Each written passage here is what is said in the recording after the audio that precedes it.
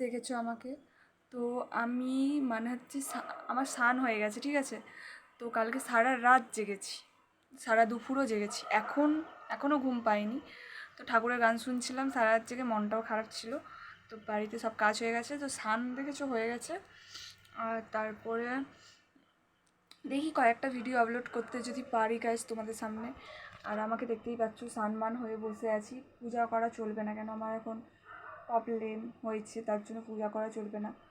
তো তার জন্য ভিডিওটা যদি ভালো লাগে লাইক শেয়ার কমেন্ট করবে। আর একটা কথা বলতে ভুলে গেছি গাইস, তোমরা নিশ্চয়ই ভালো আছো, আমিও ভালো আছি, সুস্থ আছি, স্বাভাবিক আছি। তোমরা ভালো থাকবে, এইভাবে থাকবে। আর কিছু বলার নেই, আমি বলতে পারছি না। দেখেছো তো গাইস, মানে সারা দুপুর মানে ঘুম পাইনি, তাও চোখে দেখো ঘুম নেই। কালকে আবার ঘরটা আলমারিটা গুছিয়েছি না, তো কালকে সারা রাত ঘুমাইনি, মানে এখন স্নান করলাম, এখন দমকা ঘুমাবো, দেখি কটা পর্যন্ত। টাটা গাইস, পরে আবার তোমাদের সাথে দেখা হবে, টাটা গাইস।